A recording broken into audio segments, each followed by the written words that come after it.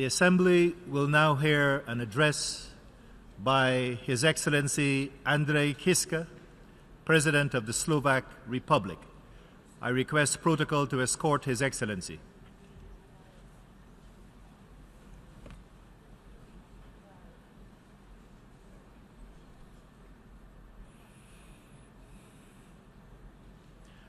On behalf of the General Assembly, I have the honor to welcome to the United Nations His Excellency Andrej Kiska, President of the Slovak Republic, and to invite him to address the Assembly.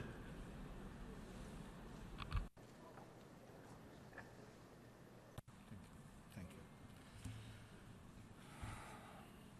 you. Mr. President of General Assembly, distinguished guests, Excellencies, ladies and gentlemen.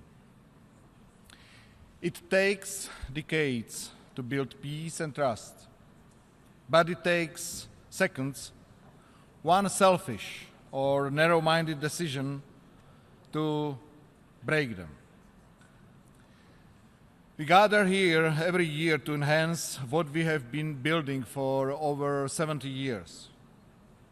An idea of world based on rules and principles of humanity, responsibility, tolerance, and peaceful coexistence, where wars and armed conflicts have no place, where disputes are solved in dialogue, and where challenges are addressed in cooperation.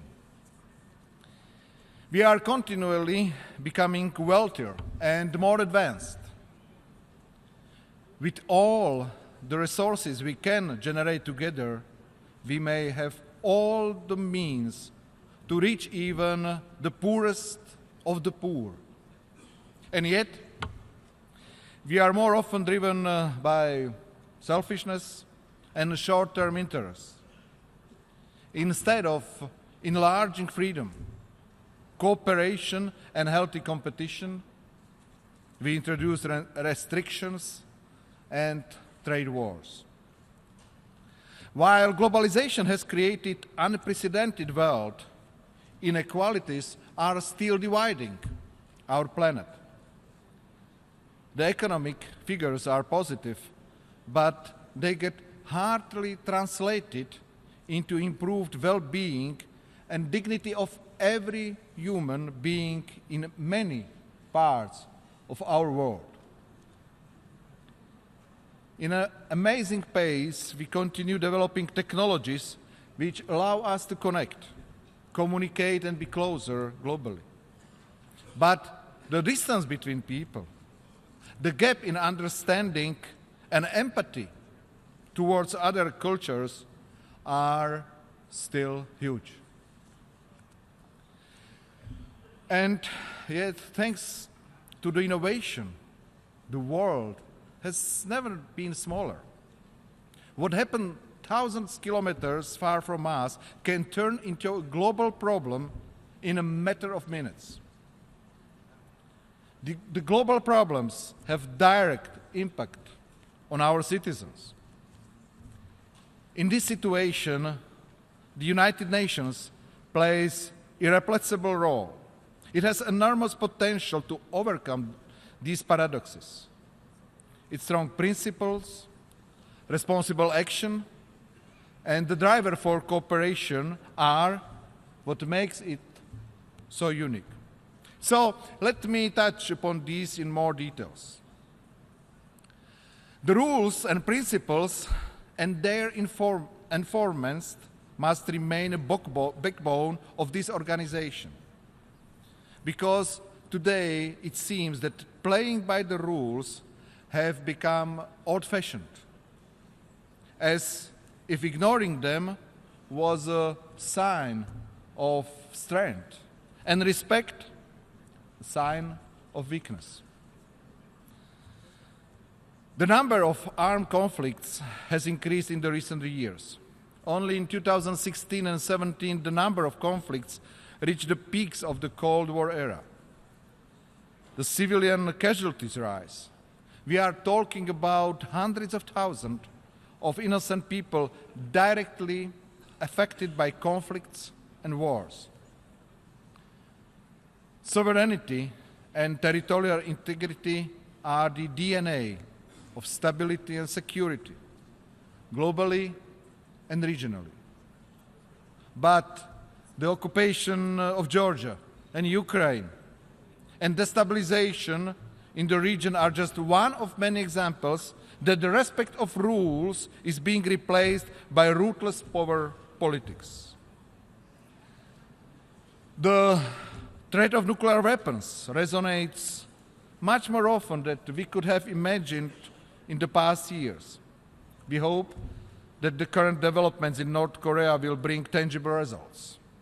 We must make sure that agreements will be kept. And if not, we need to act with resolve. Too often we see thousands of civilians massacred by their very own regimes or in endless conflicts. As if we became immune to the breaching of the very norms of humanity and stopped counting the innocent lives in Syria, Yemen, Palestine, Myanmar, South Sudan, and elsewhere. Together, we have agreed that using the weapons of mass destruction will be unacceptable without exceptions. Any use of chemical weapons must be a red line to our tolerance, an automatic trigger for resolute action. So it is shameful to see repeated use of chemical weapons against own citizens for the sake of survival of a tyranny in Syria. Or for us, Europeans, shockingly, the attacks in Salisbury in Great Britain, with the perpetrators avoiding responsibility and shamelessly denying facts.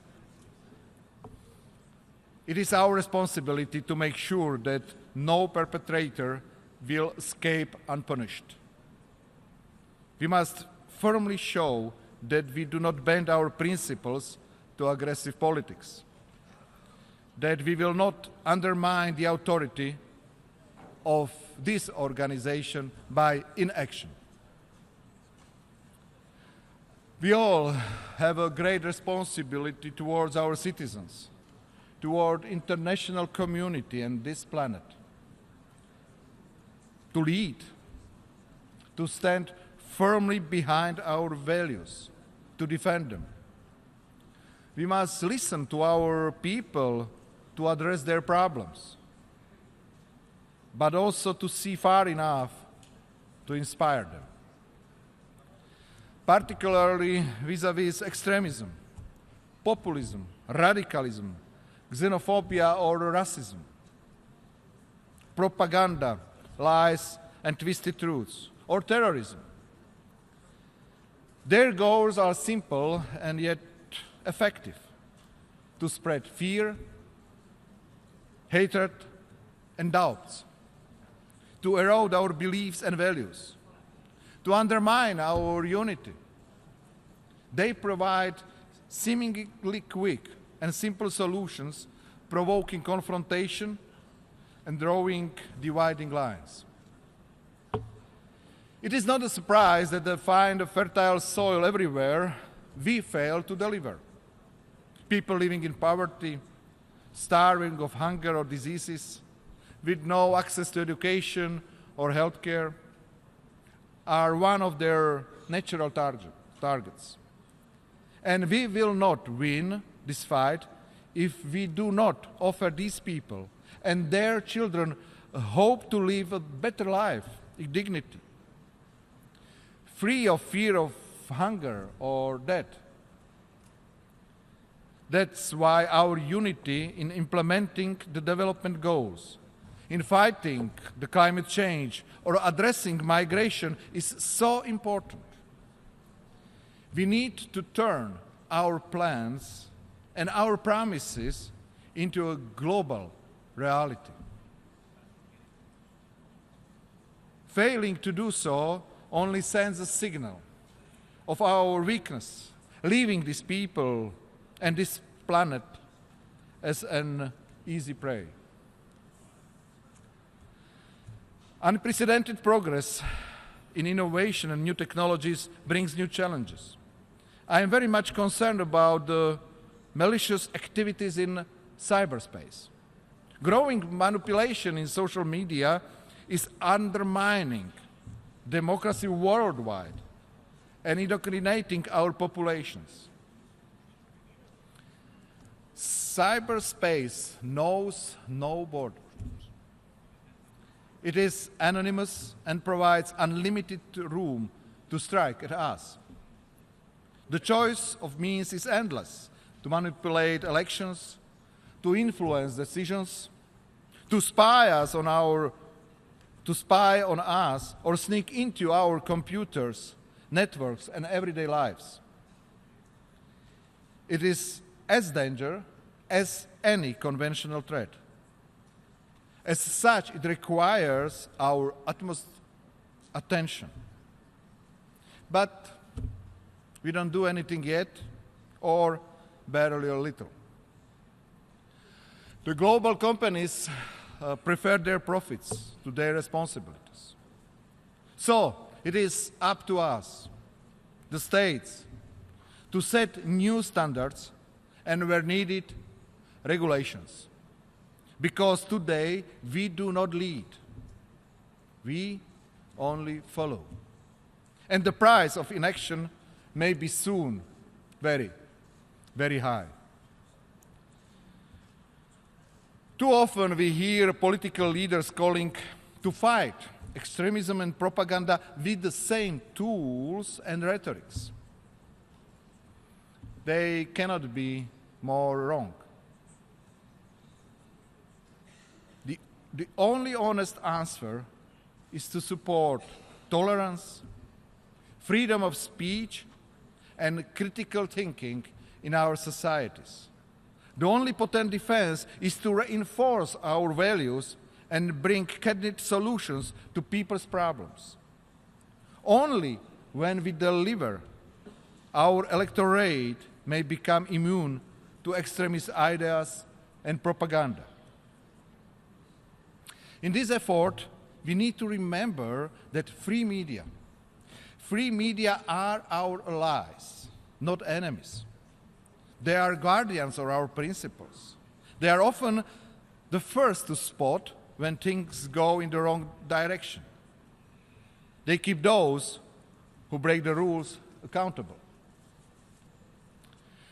So we should be very much worried about increased attacks on journalists, attempts to eliminate the freedom of press, and growing restrictions on civil societies. Sadly, last year, dozens of journalists were killed. Hundreds were imprisoned and thousands oppressed. The climate of hate continues to spread, portraying them as enemies of the state, as the enemies of nation or even faith. But they play a key role in our mission for a better world, and as such they must be protected.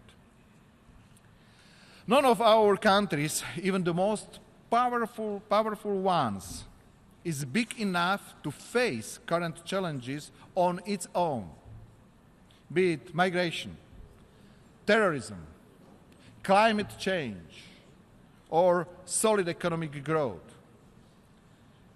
While our most important duty of us, the politicians, is to serve our people, it will be only possible if we understand the value of cooperation. If we understand that if we truly want to change this world and this planet for better, we need to think of others, individuals, nations, and countries, and patiently explain this principle to our people. As Kofi Annan said, more than ever before in human history, we share a common destiny. We can master it only if we face it together. And that, my friends, is why we have the United Nations. I admit that multilateralism is not always an easy way, but is only sustainable one. The United Nations will serve its purpose as long as we, the member states, stand true to our commitments. For as long as we respect the rules and principles and will be ready to defend them. Because the noble idea and strong principles of this organization, the true values of tolerance, empathy, compassion, and solidarity are the best equipment for us to face any challenge. If we protect these values, the moral compass of humanity, then the evil of aggressive power politics, selfish nationalism, extremism, or racism shall not prevail. Dear friends, we may not know what comes tomorrow, but we may know how to respond if we let the moral compass guide us. And it is the best assurance we can have in the times of uncertainty, to protect our values. Excellencies, I wish to conclude by congratulating Madam President on her assumption of the presidency. The challenges I spoke about are not easy to tackle, but she has full confidence in the United Nations and her office that she will steer this assembly through these times with utmost dedication to fulfill our common goals. For what I also wish to proudly thank and congratulate to her predecessor, Mr. Miroslav Lajčák, for the professionalism with which he served the United Nations and its peoples. Thank you.